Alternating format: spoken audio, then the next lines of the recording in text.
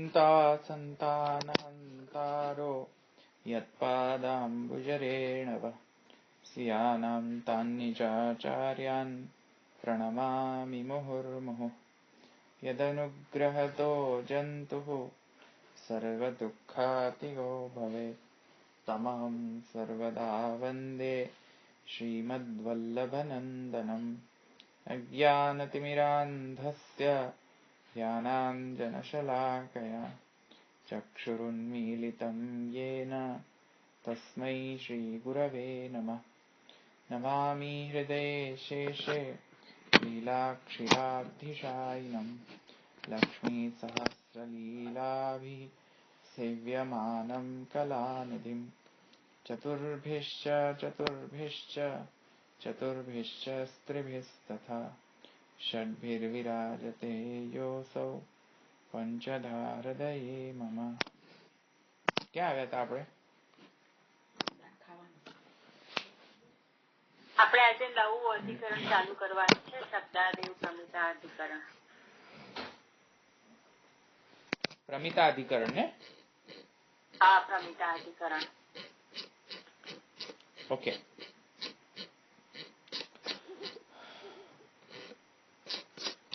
Okay, તો આપણે શરૂ કરીએ પ્રમિતા અધિકરણ.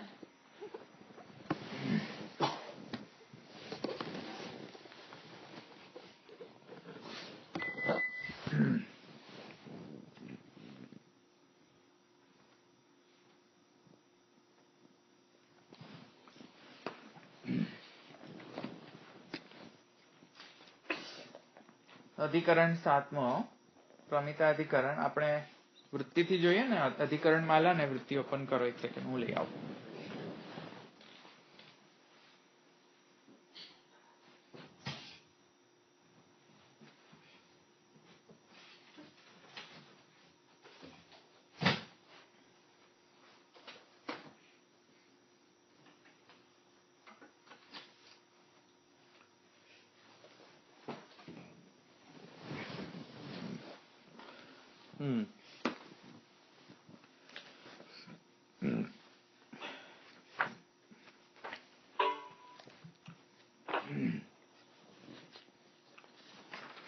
पेज नंबर वेदांताधिकरण माला.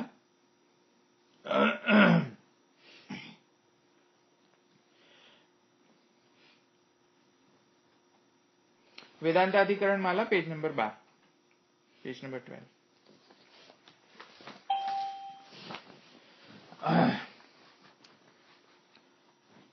કર્યું ઓપન બધાએ? ततः सप्तमे द्विसूत्रे शब्दादेव प्रमित इत्यधिकरणे कठवल्लिस्थ अंगुष्ठमात्रवाक्य विषयत्वेन उदाहृत्य अंगुष्ठमात्रस्य भूतभव्येशानत्वं शब्दादेव प्रमीयते इति प्रथमसूत्रे निर्णीतम्। द्वितीये च तस्य तत्र स्थितिर्मनुष्याणाम् अधिकारार्थे इति निर्णीतम्। अत्रापि प्रसंग एव संगतिः। इदं च जीवस्य मुक्तिदशाया ब्रह्माविर्भावेन विरुद्ध धर्माश्रयत्वे फलिष्यति। सप्तमे द्विसूत्रे शब्दादेव प्रमित्यति इत्यधिकरण अथवा तो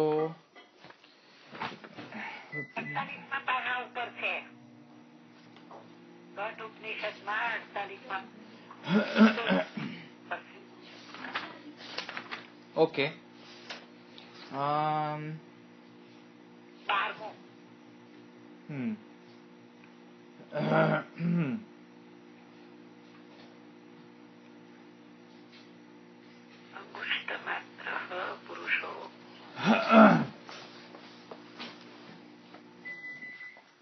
જો પ્રમિતા અધિકરણમાં શું છે,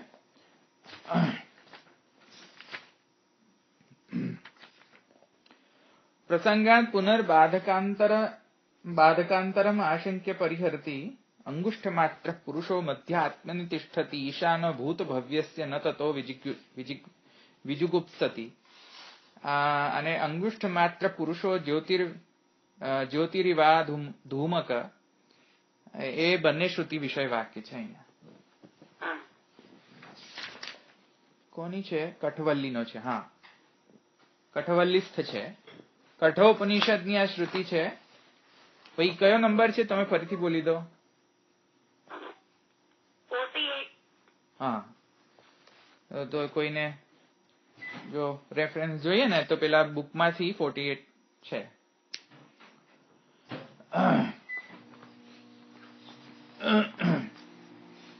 ઓકે,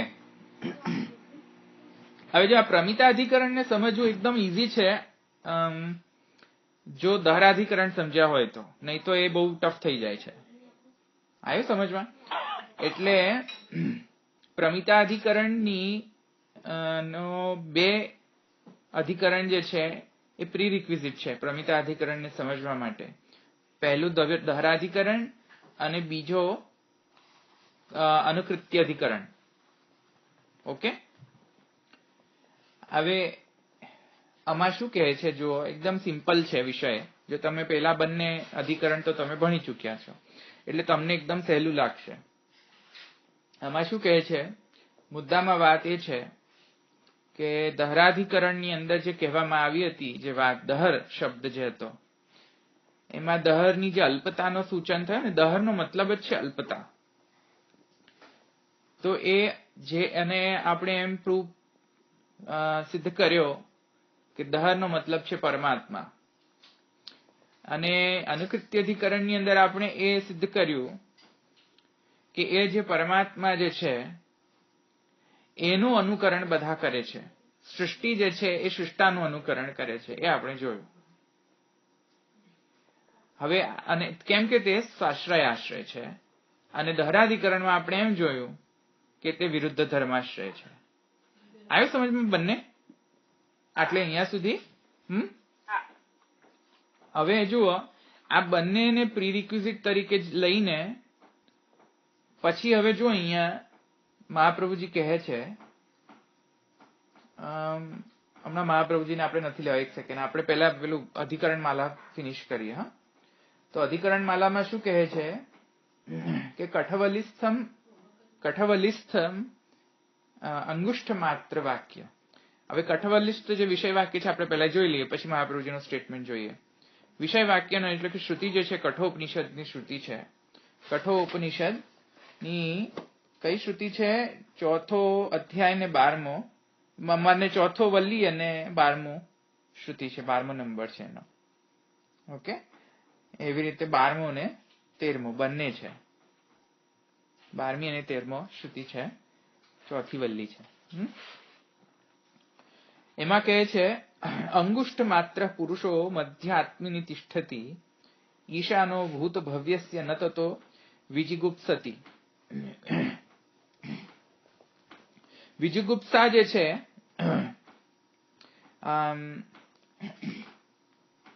એટલે વિષયમાં એમ કહ્યું, શ્રુતિ એમ કહે છે, કઠની શ્રુતિ એમ કહે છે કે અંગુષ્ઠ માત્ર પુરુષનો જે સાઈઝ જે છે, પરિમાણ જે છે. હવે અહીંયા કયો પુરુષની વાત થાય છે એ અત્યારે સંદિગ્ધ છે. હા, અત્યારે એમ નહીં સમજો કે પુરુષ એટલે અહીંયા પરમાત્મા. હા, સમજમાં આવ્યું ને? સંદિગ્ધ છે એટલે કહે છે અંગુષ્ઠ માત્ર પુરુષની જે સાઈઝ જે છે, જે અંગુષ્ઠ માત્રની સાઈઝ છે. આપણે ખબર છે, જો આપણે પહેલા ભણી ચુક્યા છે. હા, અંગુષ્ઠ માત્ર, પ્રાદેશ માત્રત્વ ઇત્યાદિ. વૈશ્વાનરાધિકરણ મને લાગે છે એમાં આપણે સમજીએ. વૈશ્વાનરાધિકરણમાં આપણે જોયું હતું. સમજમાં આવ્યું? હવે એમાં જો અંગુષ્ઠ માત્ર પુરુષો, આ જે અંગુષ્ઠ માત્રની જે સાઈઝ જે છે, જે અંગૂઠાની જેટલી સાઈઝ હોય ને એને અંગુષ્ઠ માત્ર કહેવાય. તો અંગૂઠાની જેટલી સાઈઝ છે મનુષ્યની, એવી એટલી સાઈઝ પુરુષ છે, પુરુષની સાઈઝ છે એવું કહે છે. પછી કહે છે એ પુરુષનું શું? તો કહે છે મધ્ય આત્મની તિષ્ઠતિ, આત્માના મધ્યની અંદર તે બિરાજે છે. ઈશાનો ભૂત ભવ્યસ્ય, ભૂત ભવ્ય એટલે કે ભૂતકાળ, આ ફ્યુચર ટેન્સ, પાસ્ટ ટેન્સ ને પ્રેઝન્ટ ટેન્સમાં એ જ પ્રિવેલ કરે છે, એ જ રહે છે. સમજાયું? અને એ જ બધાનો ઈશન કરે છે. ઈશન એટલે કે ગવર્ન કરવું. સમજમાં આવ્યું ને? હા, એટલે ગવર્ન કરવું. સમજમાં આવ્યું ને? ગવર્નિંગ ફેક્ટર જે છે બધા એનો સમગ્ર સૃષ્ટિનો એનો ઈશ જે છે એટલે કે ઈશન કરવું એટલે કે ગવર્ન કરવું. એ જે ગવર્નિંગ ફેક્ટર જે છે બધા એનો એ અને ત્રિવિધ કાલની અંદર જે કાલાતીત જે છે એ પણ એ જ છે. ન થતો વિજિગુપ્તાથી, બીજા કશાથી એ નાનો નથી. સમજમાં આવ્યું ને? અને કોઈ તેનાથી જુગુપ્સા કરતું નથી, કોઈ એનાથી આગળ જઈ નથી શકતું. સમજવાય? બીજા બધા તેનાથી નાના જ રહે છે. સમજવાય? તો અંગુષ્ઠ માત્ર પુરુષો મધ્યાત્મની તિષ્ઠતી, એ પુરુષના વિશે એમ કહ્યું કે અંગુષ્ઠ માત્ર સાઈઝ છે. કેટલા ધર્મો કહે છે જોઈ લો. હા, એ પુરુષની સાઈઝ કહી છે અંગુષ્ઠ માત્ર. પછી કહે છે કે આત્માના મધ્ય આત્મની તિષ્ઠતી, આત્માના મધ્યની અંદર તે સ્થિત રહે છે. પછી એના ધર્મો જો અસાધારણ ધર્મો કહે છે. ઈશાનો, એ ઈશ છે. પછી કહે છે કે ભૂત ભવ્યસ્ય, ભૂત ભવ્યનો ઈશ કરે છે. બધા એનો એ પાલન કરે છે અને ગવર્ન કરે છે, નિયમન કરે છે. સમજમાં આવ્યું? ન થતો એનાથી બીજું કોઈ પણ તેની જુગુપ્સા કરતું નથી, વિજિગુપ્સુતિ. તો આ પ્રકારે જે છે આટલા ધર્મોનો અહીંયા વર્ણન છે. હવે બીજી એક કઠવલ્લી જે એના પછીની જે છે શ્રુતિ એમ કહે છે અંગુષ્ઠ માત્ર પુરુષો જ્યોતિરિવા ધૂમક. જ્યોતિરિવ અધૂમક. સમજમાં આવ્યું ને? સંધિ વિચ્છેદ કરો ને તો હવે સમજમાં આવશે. જ્યોતિ ઇવ અધૂમક. તો જ્યોતિ ઇવ એટલે કે એના જેવો. કેવી જ્યોતિ? અધૂમક, ધૂમ ન કાઢતી હોય તેવી જ્યોતિ. એવો અંગુષ્ઠ માત્ર પુરુષનો એવો એનો ધર્મ છે. ધૂમ રહિત જ્યોતિ જેવું જ આ અંગુષ્ઠ માત્ર પુરુષ છે. હવે એક બીજો ધર્મ પાછો કહ્યું ને કે ધૂમ વગરની જે જ્યોતિ છે તે આ અંગુષ્ઠ માત્ર પુરુષ છે. સમજમાં આટલું બંને? અચ્છા, હવે વિષય વાક્ય જે છે સમજમાં આવી ગયું ને? હવે અંદર સંદેહ શું છે એ હવે જોઈએ. અહીંયા કોઈને પ્રશ્ન છે અહીંયા સુધી વિષય વાક્ય સમજવામાં? ઓકે નથી? હા, રાઈટ. વધારે નથી ગણત, એટલે બધા એનાથી નાના જ રહે છે. સમજમાં આવ્યું? હા. અચ્છા, હવે જુઓ વિષય ક્યાં ગયું? કઠવલ્લિસ્થમ અંગુષ્ઠ માત્ર વાક્ય વિષયત્વેન થયું ને? આ વિષયત્વેન એટલે વિષય આ થયો. પછી કહે છે ઉદાહૃત્ય અંગુષ્ઠ માત્રસ્ય ભૂતભવ્ય ઈશાનત્વમ શબ્દાદેવ પ્રમીયતે ઇતિ.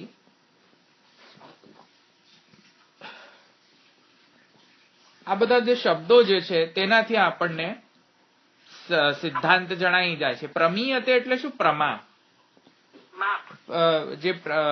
જે માનાધીના મેય સિદ્ધિ જે છે, તો એ જે પ્રમેય જે છે સિદ્ધાંત,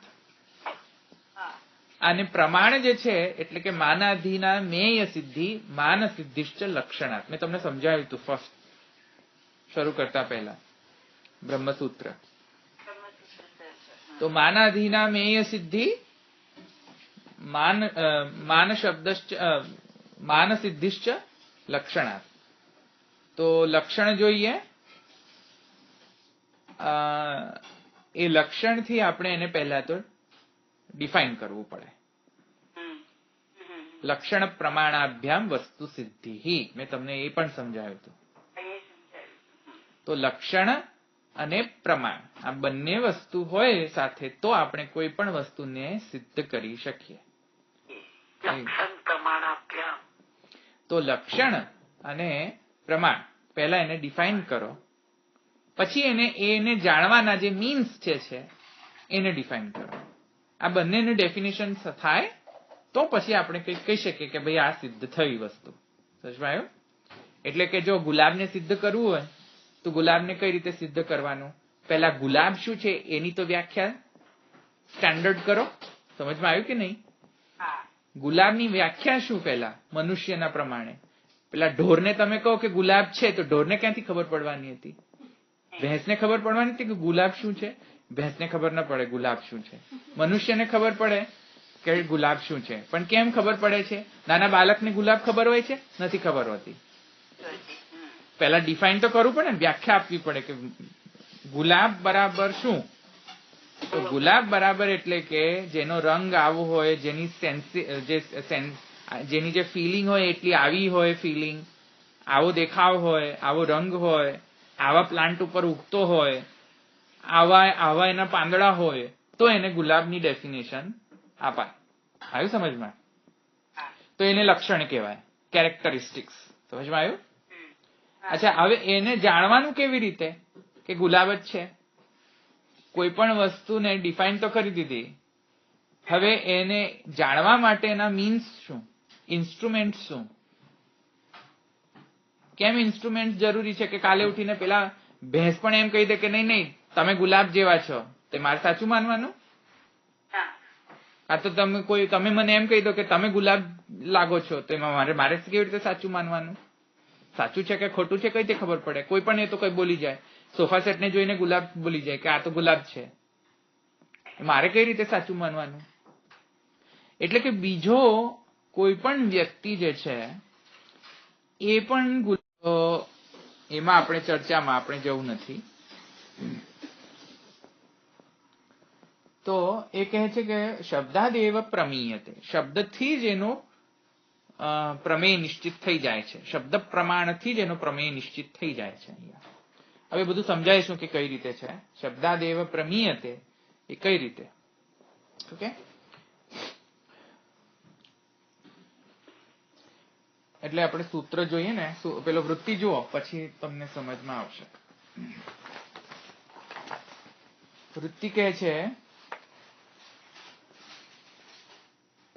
પુનર્બાધકાંતરમ આશંક્ય પરિહરતી અંગુષ્ઠ માત્ર પુરુષો મધ્યે આત્મનિ તિષ્ઠતિ ઈશાનો ભૂત ભવ્યસ્યેતિ અંગુષ્ઠ માત્ર પુરુષો જ્યોતિરિવ અધુમક ઇતિ ચ શ્રૂયતે તત્ર યાવાન વા અયમાકાશ ઇતિ દહર રૂપદ્વાચ્ય બ્રહ્મણો વ્યાપકત્વ શ્રવણાદત્ર ચ અંગુષ્ઠ માત્ર શ્રવણેન વિરોધા. ખબર નહીં શું છે, વંચાતું નથી. શું છે? લોકાંતર. હા, વિરોધાદ લોકાંતર ગમન યોગ્ય દેહયુક્ત ઉપાસનાર્થમ ઈશાનત્વાદિ ધર્મવાન જીવ એવ અત્ર પ્રતિપાદ્યો ન ભગવાન ઇતિ પ્રાપ્તે ઉચ્યતે. ઇન્ટ્રોડક્શન છે. મને લાગે છે આપણે ડાયરેક્ટ ભાષ્યમાં જ જઈએ, ઇઝી જ છે ભાષ્ય. હું અહીંયા નથી અહીંયા વૃત્તિ લેતો. ઓકે, ભાષ્ય શરૂ કરીએ ડાયરેક્ટ, કારણ કે હું વૃત્તિ લઈશ તો બધું આવી જ જશે ઇનડાયરેક્ટલી. એના કરતા ભાષ્ય જ બરાબર છે. ઓકે, તો ભાષ્ય છે જો પેજ નંબર અહીંયા છે ને, મારે પ્રકાશ લેવું પડશે કારણ કે ઇઝી નથી. એકલા ભાષ્યથી સમજમાં કઈ જ નહીં આવે તમને. એટલે પ્રકાશમાં 690 હા 93 વેરી ગુડ 693 યસ 693 પ્રકાશ ઓપન કરો. હવે હું ભાષ્ય લઉં છું એટલે ભાષ્યમાં કોન્સન્ટ્રેટ કરો. જો પ્રસંગાત પુનર બાધકાંતરમ આશંક્ય પરિહરતી, પ્રકાશથી જ જઈશું હવે આપણે.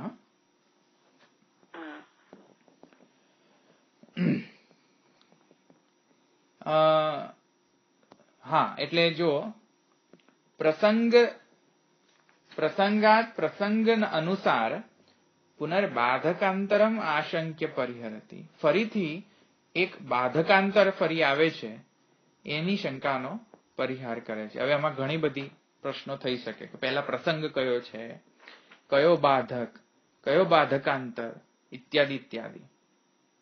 તો એ જે છે એ પ્રકાશથી સમજમાં આવશે. પહેલા જો પ્રસંગાનુસાર એટલે શું એ સમજી લો. મને લાગે કોઈ સ્ફુટ નથી કર્યું, પણ હું તમને કહું છું એ મને જે સમજમાં આવ્યું છે પ્રસંગાતથી એ સમજવાનું કે દહરાધિકરણ અને અનુકૃત્ય અધિકરણમાં જે આપણે સમજ્યા, જેટલા પણ સંશયો લીધા આપણે, કે દહર જો અલ્પ હોય અલ્પ આકાશની અંદર જો પરમાત્મા નાનો થઈ જતો હોય અને છતાં પણ એ વ્યાપકત્વના ધર્મો જે છે શ્રુતિની અંદર કહેવામાં આવ્યા હોય તો એ અલ્પતા જે છે એ કઈ રીતે એનો સમન્વય થાય? કેમ કે એક જગ્યાએ અલ્પતા છે, એક જગ્યાએ વ્યાપકત્વ છે. ત્યાં દહરાધિકરણમાં મહાપ્રભુજીએ જો કે ત્યાં નિરાકરણ ઘણું સારી રીતે કર્યું હતું અને એની કન્સિસ્ટન્સી ઘણી રીતે કરી હતી, ઘણી રીતે એમને બતાવી હતી મહાપ્રભુજીએ કે ભાઈ વિરુદ્ધ ધર્માશ્રયત્વ ઇત્યાદિ છે. પણ સૂત્રના હિસાબથી તો હજુ પણ તે ક્લિયર નથી થયું. અને અનુકૃત્ય અધિકરણની અંદર શું કહ્યું હતું આપણે કે જે કાંઈ પણ સૃષ્ટિમાં જે ફિનોમિના ચાલી રહ્યા છે એ બધા કોના કારણે છે? વર્કિંગ ફોર્સ કોણ છે? કોર ફોર્સ પરમાત્મા છે. આવ્યું સમજમાં? હવે આ બંનેને મિક્સ કરો તમે. હવે પ્રસંગ જે છે એ આ છે પ્રસંગ કે જ્યારે પરમાત્માનો વર્ણન, દહરનો વર્ણન પરમાત્મા તરીકે કર્યો, દહરનો વર્ણન, તો અલ્પદહર જે છે એ અલ્પદહર અને એ પરમાત્મા જે અલ્પ પ્રમાણમાં જે છે એ અલ્પ પ્રમાણનો પરમાત્મા જે છે એ સમગ્ર જગતનો ઈશ કેવી રીતે કરી શકે? નિયમન કઈ રીતે કરી શકે? અંગુષ્ઠ જેટલો કેવી રીતે નિયમન કરે? સમજમાં આવ્યું? હવે આ જે છે એ પ્રસંગ છે. ઓકે, આ જે છે એ પ્રસંગ છે. પ્રસંગ એટલે પૂર્વ ના, પ્રસંગ એટલે અહીંયા એક આઈ થિંક ટેકનિકલ ફોર્મમાં છે આ પ્રસંગ. હા, આ પેલો પ્રસંગ નથી કે ઓકેઝન. એ પ્રસંગ એવો મને નથી લાગતું કે ઓકેઝન આવ્યો છે તેથી મને લાગે છે એ થોડો ગૌણ અર્થ નીકળશે. પણ પ્રસંગનો ટેકનિકલ અર્થ જે છે સૂત્રની અંદર સમજો ને, જે લોકો પાણીની સૂત્ર સમજે છે ને અત્યારે બધા જેટલા પણ અષ્ટાધ્યાયી, એ લોકોને ખબર છે ને પ્રસંગ એટલે શું? હા, ભૂલી ગયા? બચ્ચો ભૂલી ગયા? પ્રસંગ નથી આ પ્રસંગ એટલે આદેશ, એટલે યોગ હોય તો આપણે આમ કરી શકીએ. એક થી વધારે જયારે ઓપ્શન આવે જયારે આદેશમાં તો પ્રસંગ આવી ગયો ને, તો સ્થાનાંતરતામાંથી એને પ્રસંગને દૂર કરવાનો નિયમ છે ને. ઓકે, એટલે વળી પાછું ભૂલી ગયા બધા તમે લોકો. હા, એટલે પ્રસંગ જે છે એટલે આ પ્રોબ્લેમમાં આવે ને હવે કે હવે કોને ગ્રહણ કરવાનું? પરમાત્માનો સાઈઝ અંગુષ્ઠ માત્ર છે કે પરમાત્મા વ્યાપક છે? પ્રોબ્લેમ થયો ને હવે? આવ્યું સમજમાં? અચ્છા, હવે કહે છે જો પ્રસંગાત પુનર્બાધકાંતર, એક બાધકાંતર આવ્યો. ઘણા બધા બાધકો આપણે દૂર કર્યા કે નહીં પરમાત્માનું અંગુષ્ઠ માત્રત્વ પણ છે, પ્રાદેશ માત્રત્વ પણ છે અને સાથે સાથે વ્યાપકત્વ પણ છે. એ આપણે ઘણા બધા બાધકો એના દૂર કર્યા પહેલા જ 2 અધિકરણમાં, પેલા દહરાધિકરણ અને અનુકૃત્ય અધિકરણ, રાઈટ? હવે પણ હજુ કહે છે કે એક બાધકાંતર રહ્યું છે. બાધકાંતર એટલે કે એડિશનલ બાધક. સમજમાં આવ્યું? હવે કહે છે એક એડિશનલ બાધક હજુ રહ્યું છે. બાધક છે એમાં બાધક કે બંને જ હોઈ શકે છે. હા, એ કહે છે કે કયો બાધક રહી ગયો છે? તો કહે છે આ વિષય વાક્ય રૂપ બાધક. ઓકે, અંગુષ્ઠ માત્ર પુરુષો મધ્યાત્મની તિષ્ઠતિ ઈશાનો ભૂત ભવ્યસ્ય ન તતો વિજુગુપ્સતી. આવ્યું સમજ? તથા અંગુષ્ઠ માત્ર પુરુષો જ્યોતિરિવા અધુમક. એ રૂપમાં બંનેને સમન્વય કરશો તો પૂર્વ પક્ષી એક બીજો બાધકાંતર ઉત્પન્ન કરે છે જે પહેલા નથી રેસ કર્યો પૂર્વ પક્ષીએ. એ બાધકાંતર જો થઈ જાય રિઝોલ્વ, તો અલ્ટિમેટલી આપણે બધા જ બાધકો દૂર કર્યા. શેમાં બાધકો દૂર કર્યા? કે અંગુષ્ઠ માત્રત્વ, પ્રાદેશ માત્રત્વ ઇત્યાદિ પણ છે અને એનો વ્યાપકત્વને તોડ્યા વગર, વ્યાપકત્વ બાદ આવ્યા વગર તે અંગુષ્ઠ માત્ર પણ છે અને પ્રાદેશ માત્ર પણ છે. સમજમાં આવ્યું? તો હવે સંદેહ જે છે એ જુઓ. સંદેહ એટલે જો બાધકાંતર એટલે શું છે? પરિમાણ વિરોધ રૂપ. પરિમાણ વિરોધ રૂપમ એ બાધકાંતર. ઓકે, પરિમાણ એટલે અહીંયા અંગુષ્ઠ માત્ર. અંગુષ્ઠ માત્ર પરિમાણ એ રૂપ બાધક અહીંયા એક છે. કયો બાધક છે? હું હવે તમને સ્ફુટ એકદમ ક્લિયર અર્થે કહી દઉં. બાધક અર્થ, આટલા બધા ફોર્મની શું જરૂર પરમાત્માને? પરમાત્મા બસ બોડીની અંદર છે, બહુ થઈ ગયું. હવે પ્રાદેશ માત્ર, અંગુષ્ઠ માત્ર, આ માત્ર, ઢીકણા માત્ર, પેટલા માત્ર, આટલા બધા માત્રાની જી જરૂર છે. આવ્યું સમજમાં? સમજમાં આવે છે ને? આટલા બધા સાઈઝની શી જરૂર છે ભાઈ? એક ઠીક છે, ચલો પરમાત્માને બિરાજવું હોય અંદર, બિરાજો મહારાજ, એક રૂપ લઈને બિરાજો. આટલા બધા રૂપ લઈને શું કરવા બિરાજવાની જરૂર છે? આવ્યું ને સમજમાં? તો એ જે છે એ બાધકાંતર છે. આવ્યું સમજમાં? એક તો પ્રાદેશ માત્ર તો આપણે સિદ્ધ કરી ચૂક્યા. હવે જો પ્રાદેશ માત્રત્વથી જો એ સ્થિત રહેતા હોય તો ફરી વળી પાછી અંગુષ્ઠ માત્રથી સ્થિતિ કરવાની શી આવશ્યકતા? ના, એ તો બધું શું છે કે એ લાક્ષણા છે ત્યાં, ફરગેટ. હા, પણ મેન પરિમાણ જો અંગુષ્ઠ માત્ર પુરુષો જ્યોતિરિવ ઇવ છે, જો એટલે જેવું છે, જ્યોતિ છે એવું નહીં. હા, લક્ષણા છે ત્યાં તો. પણ અંગુષ્ઠ માત્ર છે એ આ લક્ષણા નથી. ત્યાં તો એક્ઝેક્ટ એનું મેઝરમેન્ટ આપ્યું છે કે અંગુષ્ઠ માત્ર. આવી સમજમાં? હવે પ્રાદેશ માત્ર, પ્રાદેશ એટલે કે મુષ્ટિ. મુષ્ટિમાં જેટલી સાઈઝ હોય, આપણે મુઠ્ઠી કરીએ ને એને પ્રાદેશ માત્ર કહેવાય. આને પ્રાદેશ માત્ર કહેવાય. મુઠ્ઠીના સાઈઝ જે હોય એને પ્રાદેશ માત્ર.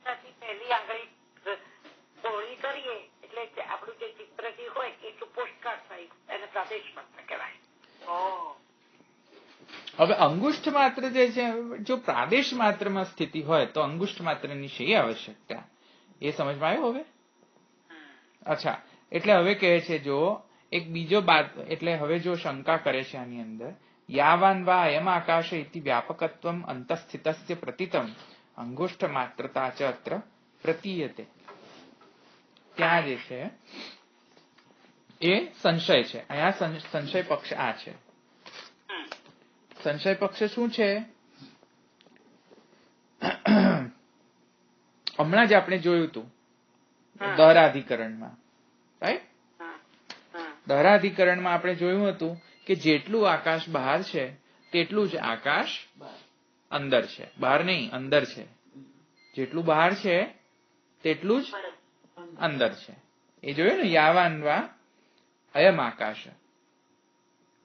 તો અંદર જે દહરની અંદર જે સ્થિત જે છે પરમાત્મા, તેના વિશે એમ કહ્યું કે જેટલું વ્યાપક બહાર છે તેટલું જ અંદર છે.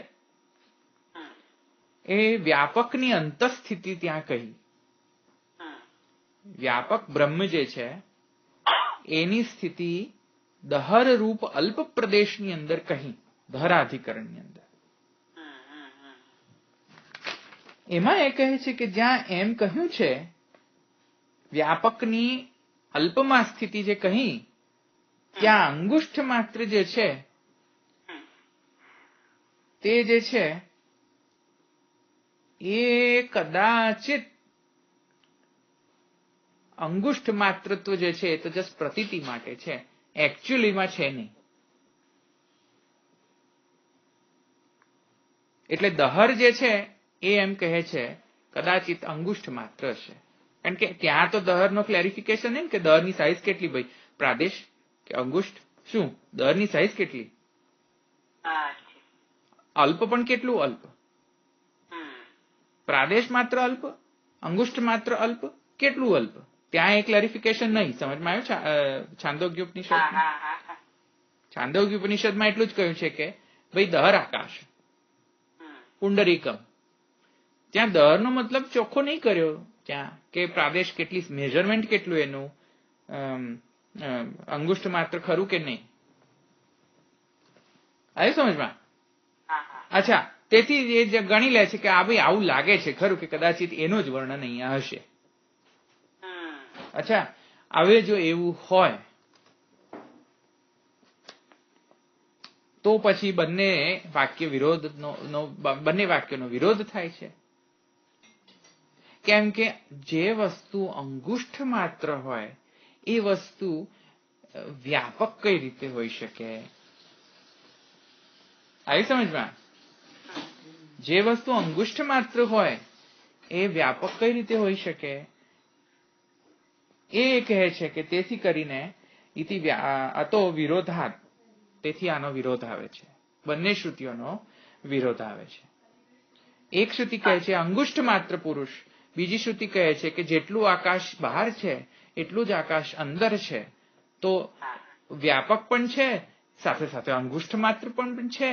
આવું કઈ રીતે બને? જે વસ્તુ લિમિટેડ હોય એ લિમિટલેસ કેવી રીતે હોય? જે વસ્તુ લિમિટલેસ હોય એ લિમિટેડ કેવી રીતે હોય?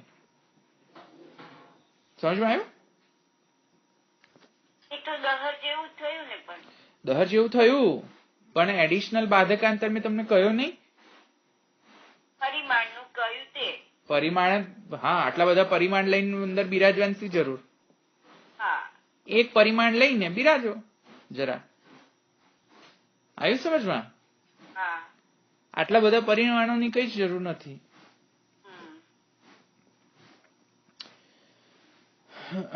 તો અતો વિરોધા જીવસ્યૈવ લોકાંતર ગંત્ર દેહવત ઉપાસનાર્થમ ઈશાનત્વાદિ ધર્મ. એ કહે છે કે તેથી કરીને કદાચિત હજુ સંશય પક્ષ હજુ છે, હજુ ચાલુ જ છે સંશય પક્ષ. પૂર્વ પક્ષ નથી આ. હા, પૂર્વ પક્ષ નથી હજુ, સંશય ચાલે છે હજુ પણ, ધ્યાન રાખો.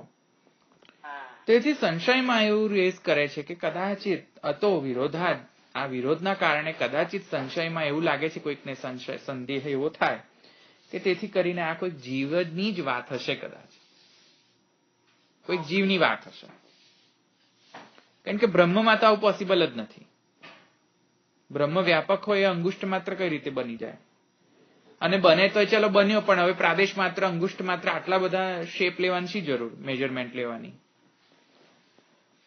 એટલે અહીંયા બ્રહ્મ નથી, કદાચિત નહીં હોય એવી શંકા થાય. તેથી કરીને કોઈને એવી શંકા થાય કે ભાઈ આ તો જીવ જ છે. હવે કેવો જીવ છે? તો કહે છે લોકાંતર ગંત્ર દેહવત. એક લોકમાંથી બીજા લોકમાં જે જવાની જે જતો જે જીવ જે છે એના દેહના વત અહીંયા કોઈ હશે, કોઈક એવી. તો કહે છે ઉપાસનાર્થમ ઈશાનત્વાદિ ધર્મ. એટલે કે એક જીવ જે છે એ મળતે લોકથી બીજા લોકમાં જયારે પ્રયાણ કરે ને, ઉધો લોકમાં, તો એનું શું છે કે અમુક વખતે જે લિમિટેડનેસ હોય ને જે દેહની, એ લિમિટેડલેસનેસ જે છે એ જતી રહે બીજા લોકમાં જાય ત્યારે. આવ્યું ને સમજમાં? તેથી ત્યાં વ્યાપક થઈ જતો હશે કદાચ દેહ, જીવ, ત્યાં જીવનો દેહ વધારે થઈ જતો હશે, અંગુષ્ઠ માત્ર નહીં રહેતો હોય. પહેલા અંગુષ્ઠ માત્ર રહેતો હશે, પછી જયારે લોકાંતર થતું હશે તેનું, ત્યારે જે માને કે જે જીવ જે છે તે હવે એટલો સાઈઝનો નહીં રહેતો હોય, જયારે બીજા અન્ય લોકની અંદર ગમન થાય ત્યારે. આવ્યું ને સમજમાં? તો એ કહે છે કે નહીં, એ કઈ કદાચિત આ વસ્તુની જે બંને વાક્યની જે એક વાક્યતા જે છે કે એક બાજુ અંગુષ્ઠ માત્રત્વ હોવું, બીજી બાજુ એનું વ્યાપકત્વ હોવું, કદાચિત આ કોઈક ઉપાસના કરવા માટે કહેલી વાત હશે. ખરેખરમાં નહીં હોય, ખરેખર નહીં, રિયાલિટીમાં નહીં, પણ ઉપાસના માટે ગણી લો તમે એમ. ઉપાસનાર્થમ ઈશાનત્વાદિ ધર્મ. અને જે ઈશાનો ભૂત ભવ્યસ્ય જે છે કે બધાનો નિયમન કરે છે ઇત્યાદિ ઇત્યાદિ, હા, એ બધા તો શું છે કે રિયાલિટીમાં એ જીવને ન હોઈ શકે. એ ખાલી ઉપાસના કરવા માટે, જીવને બ્રહ્મની ઉપાસના જે કરવા માટે એ બધા આ ધર્મોનો આરોપણ કરેલો છે. તેથી ઉપાસનાર્થ છે આ બધું રિયાલિટીમાં નથી. મેં તમને ઉપાસનાનો નિયમ સમજાવ્યો હતો, રાઈટ? ઉપાસના કઈ રીતે થાય કે જે નિકૃષ્ટ હોય હા જે નિકૃષ્ટ નતું. મેં ઉપાસનાનો શું નિયમ બતાવ્યો તો ચલો યાદ કરો.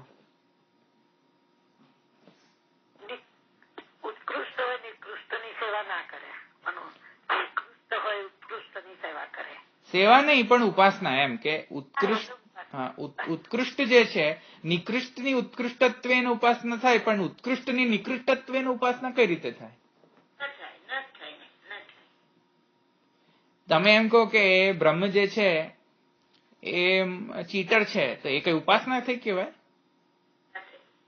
બ્રહ્મ ઉત્કૃષ્ટ તત્વ છે, એને નિકૃષ્ટત્વેને તો ઉપાસના કરવાની એ ન કરાય. હા, તમે એમ કહો કે આ ચીટર બ્રહ્મ છે, તો કદાચિત ચાલો, તો કદાચ સમજાય ખરા. સમજાય? એ કહે છે ને શ્રુતિ, બ્રહ્મદાસા બ્રહ્મદાસા. કદાચિત એવું થઈ શકે, કદાચ ચાલો માનીએ લેવાય કદાચિત. જોકે એ પણ સત્ય નથી, છતાંય ત્યાં કઈ ઉપાસનાર્થ નથી કહ્યું ત્યાં, પણ છતાંય પણ ઉપાસના એવી રીતે તો ન થાય ને કે ખરાબ વસ્તુને, સોરી, સારી વસ્તુને ખરાબ થી ઉપાસના કરો, એ કઈ ની ઉપાસના? એવી તો ઉપાસના ન હોય. તો ઉપાસનાર્થમ ઈશત્વાદી ધર્મ, ભાઈ જીવ જે છે એ અનુત્કૃષ્ટ છે, એની ઉત્કૃષ્ટત્વેની ઉપાસના કરો. સમજમાં આવ્યું ને? તો એ તો ઉપાસના પોસિબલ છે. તો જો આ સંશય ઉત્પન્ન થાય તો કહે છે અંગુષ્ઠ માત્રમ પુરુષમ નિષ્કર્ષ યમો બલાદિતિ ઇતિ તન નિવૃત્ત્યર્થમ. તસ્માદ અંગુષ્ઠ માત્રો ન ભગવાન એવં પ્રાપ્તમ અત ઉત્તરમાહ. તો પછી પૂર્વ પક્ષી કહે છે, પૂર્વ પક્ષીનો જે સ્ટેન્ડ જે છે હવે ચાલુ થાય છે. જુઓ, પૂર્વ પક્ષમાહુ,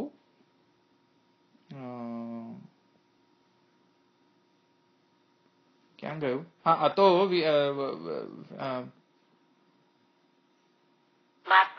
ના, એક મિનિટ, સોરી. હા, અતો વિરોધાત જીવસ્ય છે ને પુરુષ પૂર્વ પક્ષ છે. હા, ત્યાંથી પૂર્વ પક્ષ ચાલુ થઈ ગયો છે, સોરી. હા, અતો વિરોધાત જીવસ્ય લોકાંતર ગંત્ર દેહવત જે છે ને, હા, પૂર્વ પક્ષ છે તે. હા, પૂર્વ પક્ષ છે, સોરી. પછી કહે છે અંગુષ્ઠ માત્રમ પુરુષમ નિષ્કર્ષ યમો બલાદિતિ તન નિવૃત્ત્યર્થમ. પછી આગળ જઈને પૂર્વ પક્ષી કહે છે કે જીવ તો છે, હવે કેવા પ્રકારનો જીવ છે? તો એ હવે કહે છે કે અંગુષ્ઠ માત્રમ પુરુષમ નિષ્કર્ષ યમો બલાદિતિ તન નિવૃત્ત્યર્થમ. જો મહાભારતની અંદર એ કોટ કરે છે મહાભારતનું કથા, મહાભારતની ઉપાખ્યાનની અંદર સાવિત્રી ઉપાખ્યાન છે ત્યાં. સત્યવાન, હા, સત્યવાન સાવિત્રી ઉપાખ્યાન છે. અને મહાભારતની અંદર એ ઉપાખ્યાનની અંદર એવું ચોખ્ખું ત્યાં શ્લોકમાં કહે છે કે અંગુષ્ઠ માત્રમ પુરુષમ નિશ્ચકર્ષ યમો બલાદિ.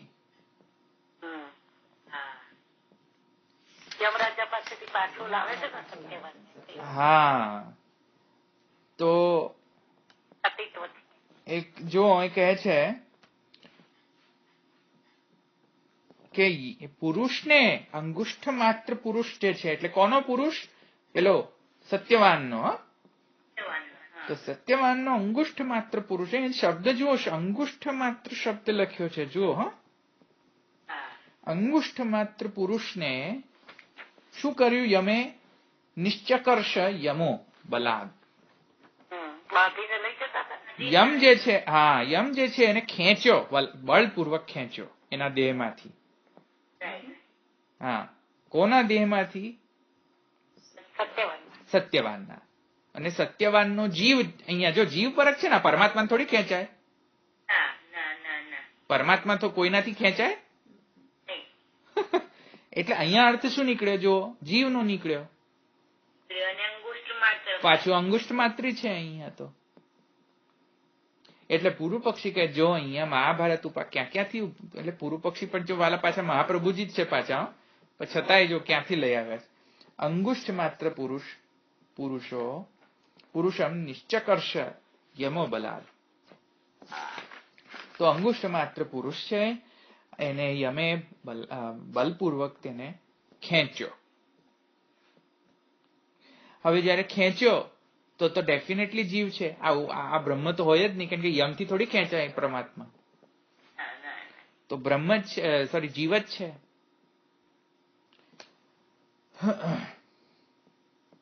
પણ હવે જીવત્વ તો આવ્યું, પણ જીવત્વ જો ગ્રહણ કરીએ ને અહીંયા તો હીનત્વ આવી જાય. કેમ કે યમ કયા જીવને ખેંચે? જેને ખરાબ કામ કર્યા હોય ને તેને જ ખેંચવાની જરૂર પડે. નહીં તો ખેંચવાની કઈ જરૂર ન પડે. કારણ કે દેહને આત્માથી એટલો બધો એને લગાવ હોય ને કે એને તો ખેંચીને જ લઈ જવું પડે. એ તો કોઈક યોગી પુરુષ હોય તો જ પોતાનો આત્મા જવા દે કે ચાલો જવા દઈએ દેહથી આત્મા. આવે ને સમજમાં? એટલે જેનો પુણ્યક્ષી એટલે કે એ સદ એટલે કે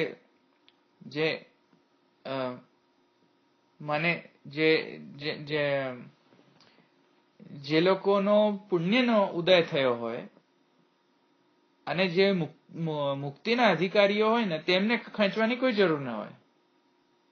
જેમ કે યોગી સિદ્ધિ યોગીઓ હોય એમના આત્માને બ્રહ્મરંધ્રથી છોડી દે, એમને કોઈ લગાવ ન હોય દેહથી. આવી સમજમાં? હા હા, તો એ શું છે, દેહ ને જીવ એ તો યમને કાઢવાની શી જરૂર પડે? આવા જે જીવો હોય, પાપી જીવો હોય, એમને જ કાઢવાની જરૂર પડે ને. અચ્છા, તેથી જીવનો તો હીનત્વ આવી ગયું ને. હીન જીવ છે આ તો. હીન જીવોને તો કાઢવાની જરૂર પડે ને. એકદમ ઉત્કૃષ્ટ જીવ હોય જે એને તો આટલી ખેંચવાની શું જરૂર પડે? એ તો ગીતાજીમાં જે લખ્યું છે જે મને તામસી જીવ જે છે કે અસુરી જીવ, જે અસુરી સંપદ વાળા જીવ છે તેમને આ બધા પ્રોબ્લેમ થાય. દૈવી સંપદને તો આ બધા પ્રોબ્લેમ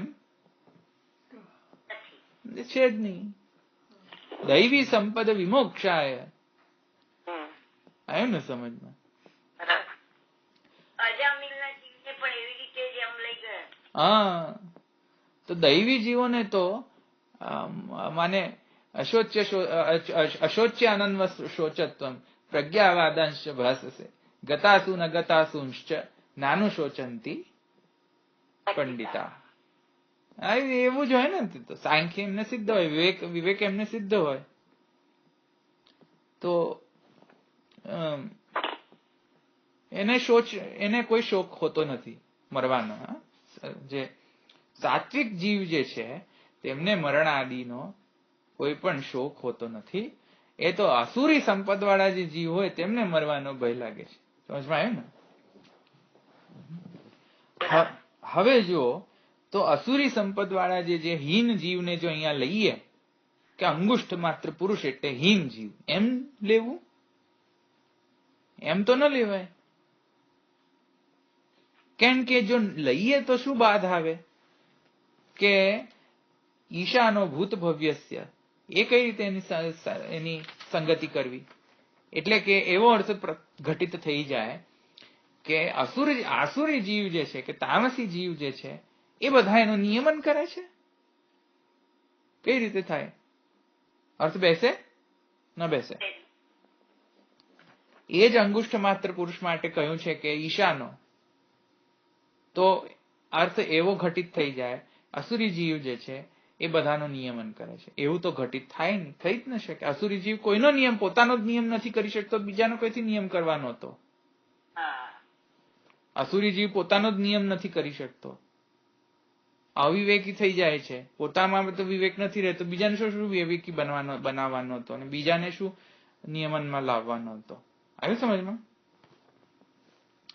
તો કહે છે કે તેથી કરીને પૂર્વ પક્ષી કહે છે સ્વયં એવ જ એ પૂર્વ પક્ષનો જ પૂર્વ પક્ષ સ્ટેન્ડ જે છે એને થોડોક રેક્ટિફાય કરે છે. જુઓ, તો પૂર્વ પક્ષી કહે છે કે નહીં, તેથી કરીને અમે શું કહીએ છીએ કે જેટલા પણ ધર્મો જે કહેવામાં આવ્યા છે ઈશાનત્વે એટલે કે ઈશાનો ભૂત ભવ્ય છે ઇત્યાદિ, એ બધા ધર્મો જે છે એ મુક્તાવસ્થ જે જીવ જે છે તેના ધર્મો છે. સમજમાં આવ્યું? એટલે મુક્તિ થઈ જાય ને જીવની પછી એનામાં આવા બધા ધર્મો સ્ફુટ થાય છે. અચ્છા, એ પાછા સ્ફુટ થતા નથી, એ પાછા ઉપાસના અર્થે જ પાછા ગણે છે. જુઓ, હા, એટલે ઉપાસના અર્થે જ આ ગણવાના, એમ ખરેખર નહીં. એટલે મુક્ત દશામાં તો ઈશાનત્વ પણ આવી જાય ને જીવમાં. તો જે જીવ મુક્ત છે એમાં ઈશાનત્વ આવી જાય. અને ઉપરથી એમ કહે છે કે જીવ જ છે. કેમ જીવ છે? કારણ કે અંગુષ્ઠ માત્રનો મહાભારતના ઉપાખ્યાનમાં તો ચોખ્ખું કહ્યું છે કે એ તો જીવ પરક છે અર્થ અંગુષ્ઠ માત્ર. તેથી પૂર્વ પક્ષી કહે છે કે આ બધું ભગવાન પરક નથી. અંગુષ્ઠ માત્ર પુરુષ જે અહીંયા છે વિષય વાક્ય, એ અંગુષ્ઠ માત્ર પુરુષ ભગવાન નથી. અંગુષ્ઠ માત્ર પુરુષ જે છે એ કોણ છે? મુક્તાવસ્થામાં જે જીવ જે છે તેના માટે છે. સમજમાં આવ્યું? આ પૂર્વ પક્ષનો સ્ટેન્ડ છે. પૂર્વ પક્ષનો સ્ટેન્ડ છે.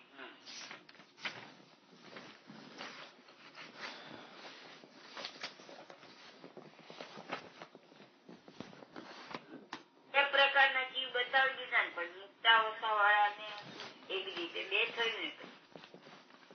હા, એટલે મુક્તાવસ્થા જે જીવ છે તેના માટે આ થયું. બે પ્રકાર કઈ રીતે આવ્યા? એક તો અસુર બતાવ્યા ને એક મુક્ત બતાવ્યા. તો નહીં અસુર ધર્મ હોય જ નહીં અસુરને તો મેં રેફ્યુટ કરી દીધું ને. અસુર થઈ શકત, પણ પૂર્વ પક્ષી સામેથી જ કહે છે ને કે અસુર ન થઈ શકે, એટલે અમે એમ ગણીએ છીએ કે આ મુક્તાવસ્થા છે. એટલે એક જ પક્ષ થયો ને. અચ્છા, એ પછી પૂર્વ પક્ષી એમ કહે છે જો અંગુષ્ઠ માત્રો રવિતુલ્ય રૂપ સંકલ્પ અહંકાર સમન્વિતો યહ ઇતિ શ્રુત્યંતરાત.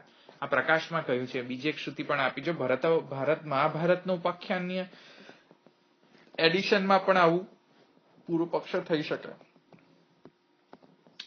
શ્વેતાશ્વર ઉપનિષદમાં 5મ અધ્યાયની અંદર આ શ્રુતિ આવે છે. અંગુષ્ઠ માત્રો રવિતુલ્ય રૂપ સંકલ્પ અહંકાર સમન્વિતો યહ. શ્વેતાશ્વર ઉપનિષદનો 5મો અધ્યાયની અંદર છે આનો રેફરન્સ. પ્રકાશકારે લખેલો છે. તે કહે છે કે અંગુષ્ઠ માત્રો રવિતુલ્ય રૂપ સંકલ્પ અહંકાર સમન્વિતો ય બુદ્ધેર ગુણેનાત્મા ગુણેન ચૈવ આરાગ્ર માત્રો હ્ય પરો પિદૃષ્ટ. આખો છે શ્લોક. હવે એમાં જો અંગુષ્ઠ માત્રો રવિતુલ્ય રૂપ, ત્યાં વર્ણન કેવું કરેલું છે? આ બધું પૂર્વ પક્ષ ચાલે છે હજુ પણ. ત્યાં વર્ણન કઈ રીતે કર્યું છે શ્વેતાશ્વર ઉપનિષદમાં કે અંગુષ્ઠ માત્ર એનો મેઝરમેન્ટ છે. પછી એને કહ્યું છે કે રવિતુલ્ય રૂપ છે, એટલે કે પ્રકાશપુંજ રૂપ છે.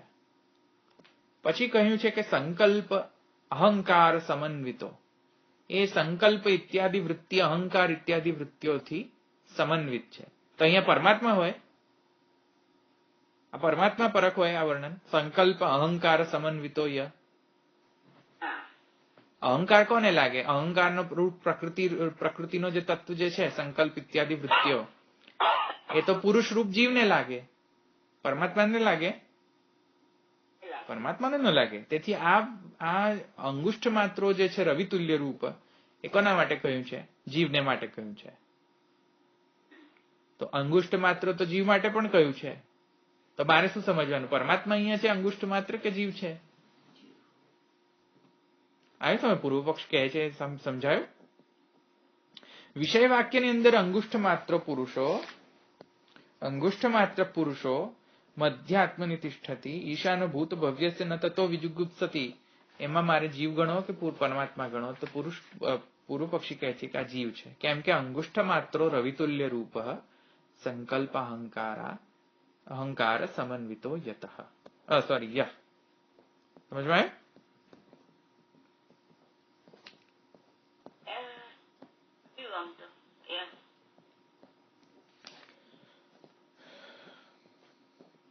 કેમ? આ તો ઈઝી હતું. ક્યાં છે? અહંકાર વગેરે તો સાંખ્ય નો સમજાયું નતું મેં તમને? અહંકાર બરાબર. 28 તત્વોમાં જે આવી જતો હોય એટલા માટે આમાં તો કેવી રીતે થાય એમ? હા, તો પરમાત્મા થોડી અહંકારથી સમન્વિત છે. ના, પરમાત્માને નહીં. જી, બરાબર.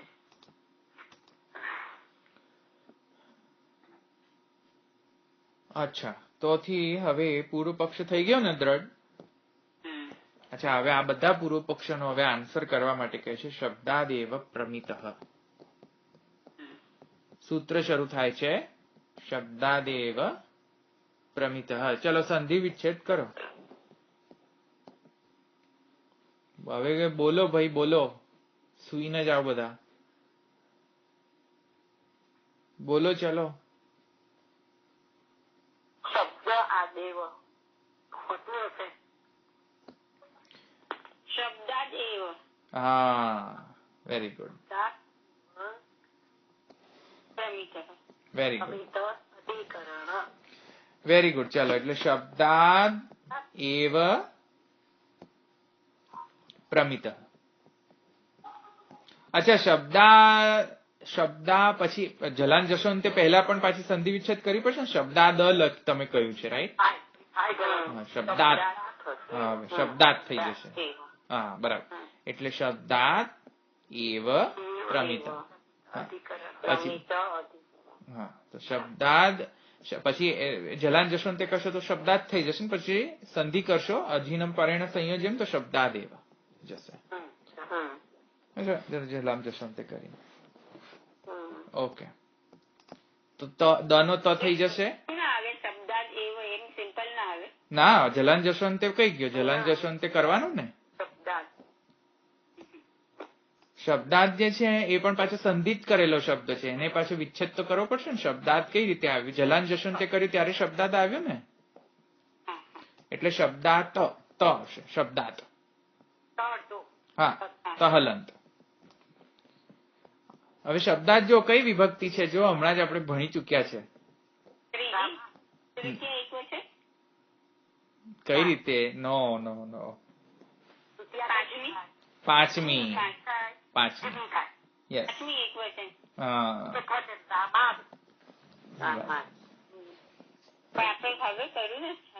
કરેક્ટ. પંચમી એક વચન. પુલ્લિંગ. એ તો રહી ગયું ને પાછું. ચલો, પંચમી એક વચન પુલ્લિંગ. ચલો, બધા હવે ભણે છે એટલે હવે સરસ આવડે છે બધાને.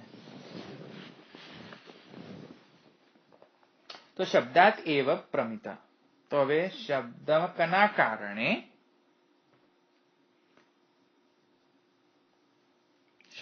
કારણે જ નિર્ણય પ્રમિતઃ સિદ્ધાંત સિદ્ધ થાય છે. સમજવાયું? પ્રમિતઃ એટલે માપ. આમ તો પ્રમિત નો અર્થ માપ થાય. Right, right. તો અહીંયા પ્રમાણ જે છે અને પરિમાણ જે છે એનો બંનેનો સિનોનિમસ અર્થ છે અહીંયા. પ્રમાણ અને પરિમાણ, સોરી, હા. તો પરિમાણ અને પ્રમાણ બંનેનો સિનોનિમસ અર્થ છે, સેમ અર્થ છે.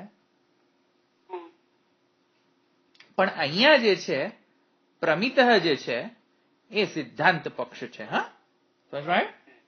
એટલે કે સિદ્ધાંત આ નીકળે છે. અહીંયા મેઝરમેન્ટ અર્થ નથી આવતો પ્રમિતઃમાં. ઓકે, પ્રમિતઃનો મતલબ છે સિદ્ધાંત. અહીંયા પ્રમેય. ઓકે, પછી નીચે આવશે અર્થ.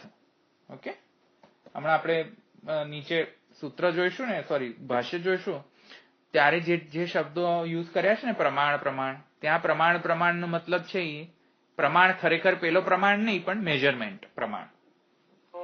Yes, yes. એટલે થોડુંક એને ધ્યાનમાં રાખજો ને સમજવા માટે, નહીં તો બધું ગડબડ થઈ જશે બધું. એટલે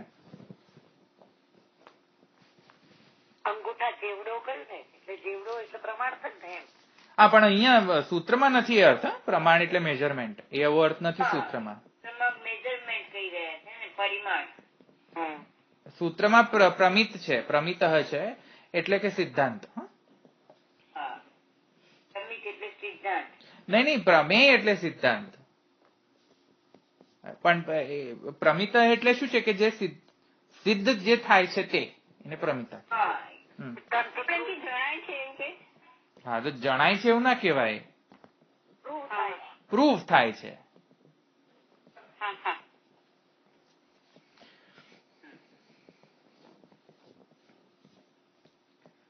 તો ક્યાં ગયું? હા, હવે જુઓ કયો શબ્દથી શું પ્રૂફ થાય છે, આ બધું તો સમજવાનું ને. હવે પૈકી શું બોલો છો, રાઈટ? કારણ કે પાછું સૂત્ર તો પછી સૂત્રાત્મક હોય પાછી. હવે આ કયા શબ્દો ને કયો પ્રમિત અને શું બધું, તો હવે સમજો કયા શબ્દો. જો નીચે આપણે પ્રકાશ ઓપન કરો, પ્રકાશમાં આ બધું શૂટ કરેલું છે.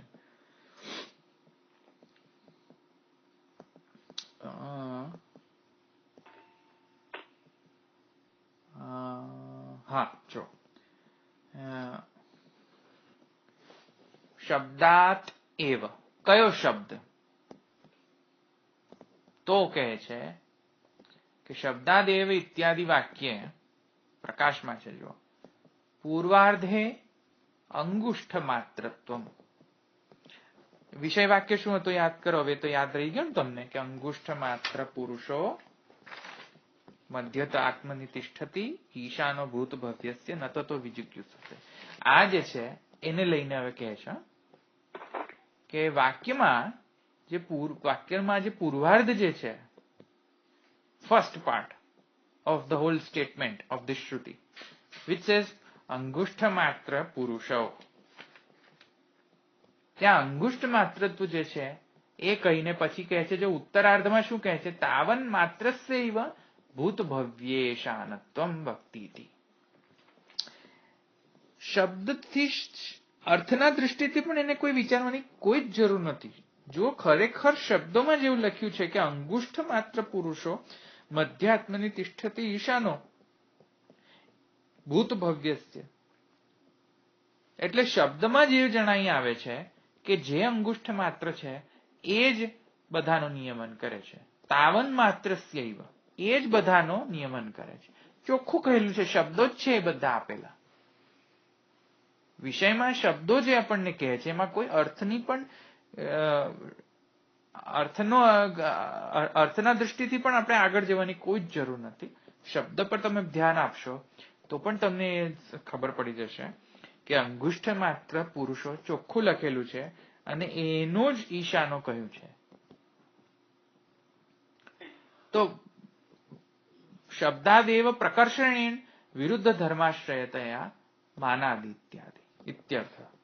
તો માન કયો સિદ્ધ થાય, સોરી, વિરુદ્ધ ધર્માશ્રયતા અહીંયા જણાવવામાં આવેલી છે. ચોખ્ખું ખબર પડે છે, શબ્દથી જ તમે જાઓ તો અર્થની કોઈ જરૂરત જ નથી. તમે શબ્દો પર ધ્યાન દો તો પણ ખબર પડી જશે કે અહીંયા વિરુદ્ધ ધર્માશ્રયત્વ આવે છે.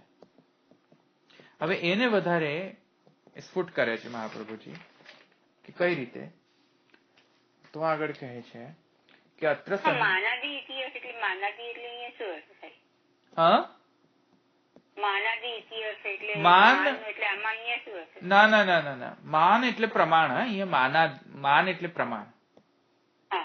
હા, અહીંયા શબ્દ આ બધા શબ્દો જ પ્રમાણ છે. આ શબ્દો લખ્યા છે ને જે અંગુષ્ઠ માત્ર એ શબ્દ અને એ જ અંગુષ્ઠ માત્રની ઈશાનત્વ, આ ચોખ્ખા શબ્દોમાં લખ્યું હોય તો તોય તમને ખબર નથી પડતી. એ કહે છે મહાપ્રભુજી, સમજમાં કે શબ્દ જ માંથી જ ખબર પડી જાય છે. તેથી અહીંયા કોઈ જરૂર નથી.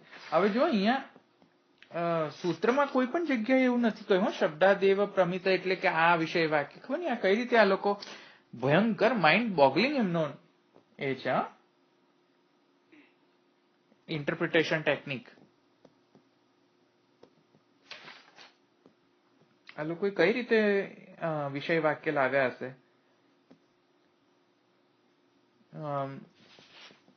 વ્યાસજીએ તો વિષય વાક્ય લખ્યો નથી. સમજમાં આવે તમને?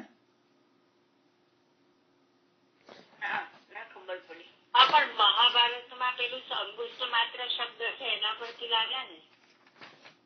ના ના, હું એવું નથી કેતો. આને આ બધો ભાષ્ય કાઢી નાખો, ડિલીટ કરી દો બધા પુસ્તકમાંથી. ખાલી બસ સૂત્ર લખો, તમને ખબર પડશે કે શબ્દાદેવ પ્રમિત એટલે કે અહીંયા આગળ રિફર કરવાનું છે. ના, એ તો મહાપ્રભુ ના ના ના ના આખી પુસ્તકમાંથી બધા જ ભાષ્યના સ્ટેટમેન્ટ કાઢી નાખો. ઓકે, ખાલી સૂત્ર લખો. પેલું આપણે જે પાણીની સૂત્રનો પાઠ કરીએ છીએ ને, બસ એવી રીતે આનો પાઠ કરો. ખબર કેવી રીતે પડે કે આનો વિષય વાક્ય છે? વિષય શું છે એ ખબર નથી પડતી. રાઈટ, બરાબર. હું એ કહું છું કે એટલી માઇન્ડ બોગલિંગ રીતે આ ઇન્ટરપ્રિટેશન કરેલું છે. How can you figure out કે વિષય શું છે અહીંયા? એટલે કે સૂત્રનો વિષય શું છે એ જ ખબર ના પડે પહેલા તો આપણને.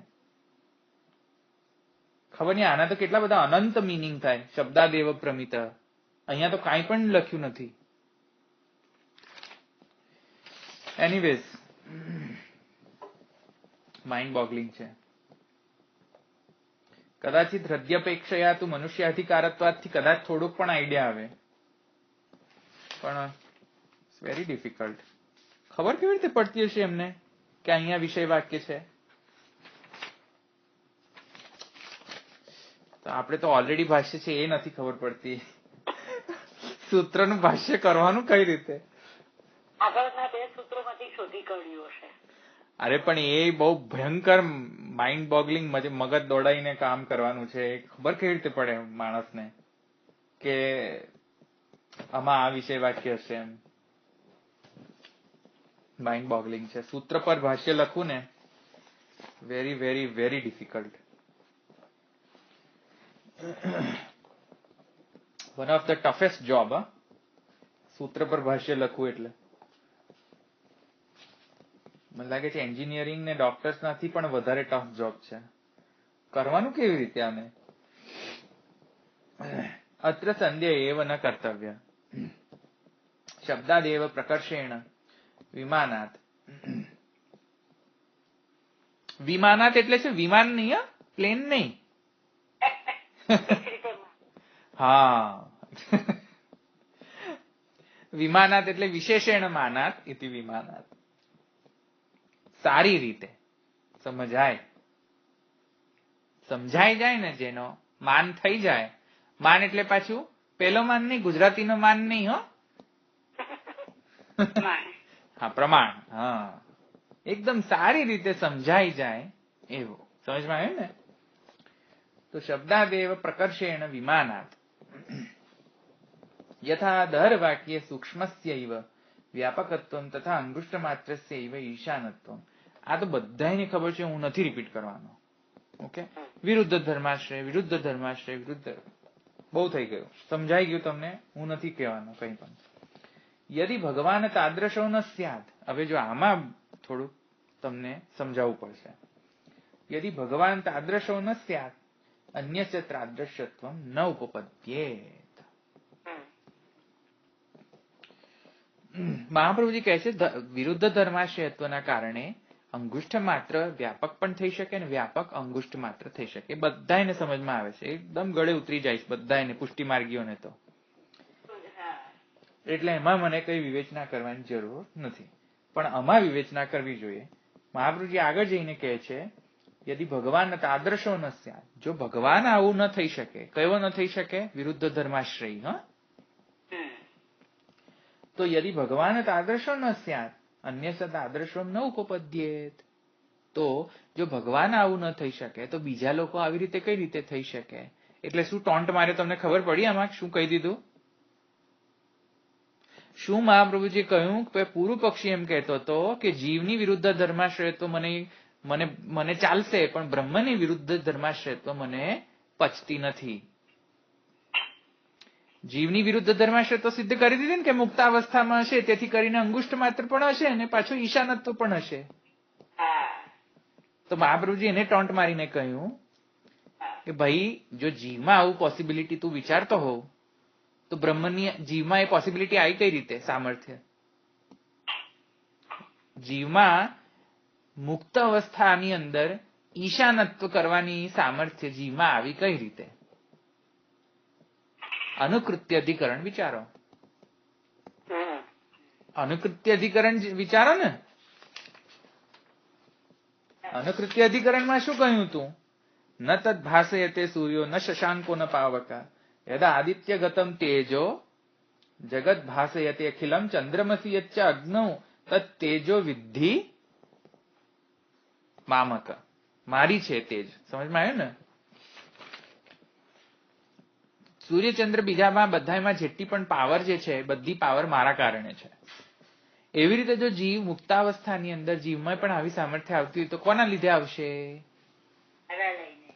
મારા કારણે જ આવશે. તો ટોન્ટ મારીને કહી દીધું ને કે જીવમાં આવી તો ક્યાંથી આવી? અનુકૃત્ય અધિકરણથી તો એ પાછું સિદ્ધ થઈ જ જશે કે ભગવાનની હતી એ સામર્થ્ય. તો ભગવાન જ પાછા આવી જશે ને. તો જો બંને અધિકરણ નો સમન્વય કર્યો છે, અનુકૃત્ય અધિકરણ અને દરાધિકરણ. બંનેનો પ્રીરિક્વિઝિટ લઈને પછી મહાપ્રભુજી અહીંયા કહ્યું છે, પણ ખૂબ નાના ઓછા શબ્દોમાં કહ્યું છે. એ તો પ્રકાશકારના કારણે આપણને સમજમાં આવે છે આ બધું. પછી કહે છે તસ્માત ભગવત સર્વત પાણીપાદાન તત્વાત. આ બધાને ખબર છે, હું નથી સમજાવવાનો. યત્ર યાવાન અપેક્ષ્યતે તત્ર તાવંતમ શ્રુતિર નિરૂપીયતમ અંગુષ્ઠ માત્ર પરમાત્મીતિ સિદ્ધમ. તેથી કરીને આ અંગુષ્ઠ માત્રત્વ જે છે પરમાત્માનો જ સાઇઝ છે, આ કઈ જીવની સાઇઝ નથી. અહીંયા સુધી સમજમાં આવી ગયું ને? શબ્દાદેવ પ્રમિત કયો શબ્દ કોના માટે સમજમાં આવી ગયું ને હવે? અચ્છા, હવે જે હૃદયપેક્ષયા તું મનુષ્યાધિકરત્વ છે ને એમાં એક સેશન જશે, મારે થોડું વધારે સમજાવવું પડશે એની અંદર. એમાં બેઝિકલી શું આપણે લઈશું જો વિષય વાક્યમાં એ સૂત્રમાં કે મેં તમને પહેલા કહ્યું હતું ને પ્રાદેશ માત્ર, અંગુષ્ઠ માત્ર, આટલા બધા માત્રાની જરૂર શું? આટલી બધી મેઝરમેન્ટની જરૂર શું? અહીંયા એક મેઝરમેન્ટ થી બિરાજો ને. એની એકદમ સ્ફુટ રીતે કહેશે, એટલે એકદમ પહેલાની તૈયારી કરીને આવજો. શબ્દાદેવ પ્રમિતસ જો યાદ ના રહે તો યાદ કરીને આવજો. પણ આ બહુ ઇમ્પોર્ટન્ટ છે.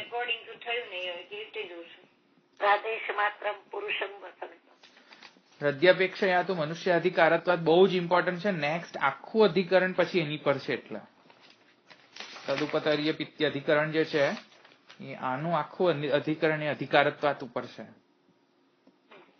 એટલે નેક્સ્ટ ટાઈમ વિધાઉટ ફેલ કાલે બધા કરીને આવજો. કાલે આપણે પેલું નહીં લઈએ, મારે આ પૂરું કરવું છે એટલે. ના ના ના, આ મને કાલે પૂરું કરવું છે, પછી મારે નેક્સ્ટ અધિકરણ શરૂ કરવું છે એટલે. હા હા હા, કારણ કે એ પછી એવું સમજાય એવું ના હોય તો રેકોર્ડિંગ વગર અમને મજા ના આવે ને. હા હા, કાલે કરી દઈશું. ઓકે, એટલે હૃદયપેક્ષયા તું મનુષ્યાધિકારત્વાદ એ કાલે લઈશું. બધા રેડી કરીને આવજો. આગળનો આપેલો જે પાછળનો જે સૂત્ર આજે મેં સમજાવ્યો એ. ઓકે, અહીંયા રાખીએ આપણે. એનું થયું છે, આમાં જરાય રેકોર્ડિંગ નથી થયું ના.